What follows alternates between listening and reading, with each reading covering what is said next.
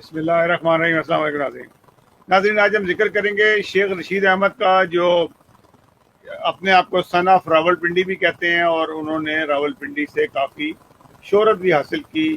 वो कई बार member of parliament रहे, कई हुकूमतों के अंदर वो मिनिस्टर भी रहे और उनकी खूबी ये है कि वो वक्त के साथ जो सी उनमें कई तब्दीली आ जाती है, अपने नज़रियात भी चेंज कर लेते हैं। बहरहाल अपने आप को वो मुजाहिद ख़त्म नबूवत भी कहते हैं।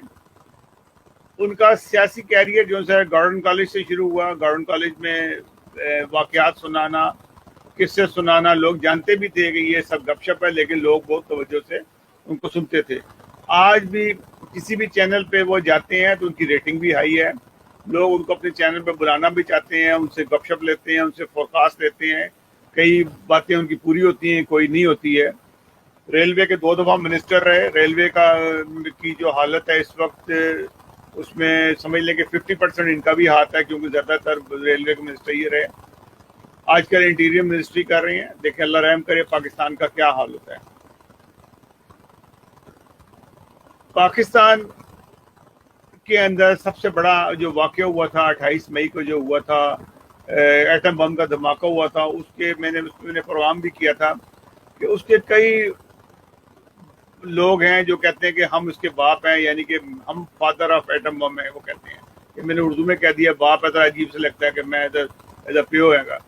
तो हाल ही में इनका भी एक बयान आया कि असल में तो एटम बम जो चलवाया गया था, धमाका कराया गया था, उसमें मेरा ज़्यादा दखल था, मैंने करवाया था।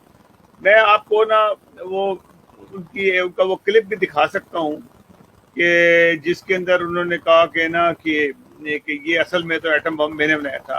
वो असल में वो भूल भी जाते हैं बाज़ दफ़ा को ऐसा बात करके कि पहले मैंने क्या कहा था और अब मैंने क्या कहा है। नाज़रीन, आप ये सुनिए ज़रा, थोड़ा क्लिप है उनका छोटा सा, ये सुन लीजिए, फिर उसके बाद आगे चलते हैं। एटमी धमाका राजा जफरुल्लाह ने किया, शेख रशीद ने किया और गौर अयूब ने किया। शेख रशीद ने किया, शेख रशीद ने किया।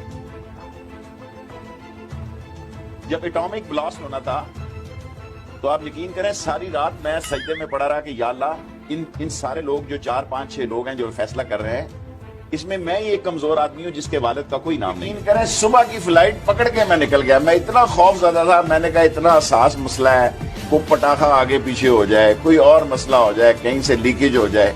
मैं पाकिस्तान से चला गया और जब मैं उतरा उस मुल्क में, मैंने एम्बेसडर को कहा टीवी लगाओ। उसने कहा मसला क्या? मैं कहा मसला ना पूछ, टीवी लगा। जब उसने टीवी लगाया, काम हो गया सारा। मैंने कहा फ्लाइट अगली कब जाती है? उसने कहा जी खाना। मैंने कहा खाना खा के जाऊंगा। अगली फ्लाइट में मैं पाकिस्तान आ गया। आप अंदाजा लगा सकते हैं कि ये है शेख रशीद साहब का बयान, अब का और पहला। ये इंतहा का बुज़दिल तरीन आदमी है। ये लोगों को मरवा सकता है। कश्मीरियों को ये लोग हल्लाशेरी कर करके मरवाया। आज कश्मीर का कोई नाम भी नहीं ले रहा। सिर्फ ही उस वक्त लेंगे जब इनकी जान फंसेगी तो ये कश्मीर का दोबारा से काम शुरू कर देंगे। फ़लस्तीनियों को भी मरवाते रहे। पिछले कश्मीरियों की और फ़लस्तीनियों की एक जैसी हिस्ट्री है। उनको भी 70-75 साल से वो लोग उनका कत्लेआम हो रहा है। हम सिर्फ नारे लगाते रहे और आज उनको मरवा रहे हैं। जब उनका नारा भी, फ़लस्तीनियों का जो कत्लेआम हुआ, बड़े जज्बात दिखाए गए हमारी हुकूमत ने, वज़ीर आज़म ने, इसने, शेख रशीद ने और भी लोगों ने। उसके बाद वो कहाँ गए? कत्ल तो हुए हैं ना वो लोग, उसके बाद भूल भुला गए सारे के सारे। ये इनका ये दोहरा म्यार है, जो मुनाफिकत है वो इनके अंदर है। और इंतहा के बुज़दिल लोग हैं। ये वो बुज़दिल लोग हैं जो सिर्फ और सिर्फ कश्मीरियों के नाम के ऊपर अपनी हुकूमतें चलाते रहे हैं, काम करते रहे हैं। जब धमाका हुआ ये भाग गया मुल्क से, सब लोग जानते थे। आप ये बयान दे रहे हैं क्योंकि ये इंटीरियर मिनिस्टर है, इसने अपना नाम बताना है कि जी लो धमाका तो मैंने और राजा फजल, क्या नाम है उसका, राजा जफरुल्लाह और गौर अयूब ने करवाया था। बाकी क्योंकि आजकल इन लोगों की आपस में गुट जोड़ है, क्योंकि वो गौर अयूब का बेटा भी जो उनसे इमरान खान की कैबिनेट में है, तो इनकी आपस में दोस्ती है। तो इस वास्ते इसने 3 बंदे इकट्ठे किए। अगर इनकी दोस्ती फजलुर रहमान से होती तो फजलुर रहमान भी नंबर 1 पे होता, वो भी धमाका करने वाले। कल को अगर दोस्ती हो गई है जमीयत उलमा में चला गया तो आप ये देख लीजिए, लिख के रख लीजिए, उसमें शेख रशीद और फजलुर रहमान मेन होंगे धमाका कराने वाले। تو یہ بزدل آدمی نے ایک بیان دیا اور اسے خود مانا وہ پاکستان سے بھاگ گیا کہ اس کو کوئی نقصان نہ ہو جائے، ملک چھوڑ کے بھاگ گیا. اس کو اتنی ہمدردی تھی پاکستان سے کہ ملک چھوڑ کے بھاگے کہ ایٹم کا اثر جو ہے ملک میں نہ پڑے، پنڈی میں نہ آ جائے. کوٹا سے کوٹا میں تو خیر ہوا ہی نہیں تھا، کہیں اور پہ ہوا تھا، تو کہیں اس کے اوپر نہ اثر آ جائے، اس کا تابکاری اثر نہ آ جائے، تو یہ ملک چھوڑ کے بھاگ گیا، دبئی جا کے بیٹھ گیا. حالانکہ خدا نہ خواستہ اس کا کوئی بیڈ افیکٹ ہوتا تو دبئی میں بھی نہیں اس نے بچنا تھا.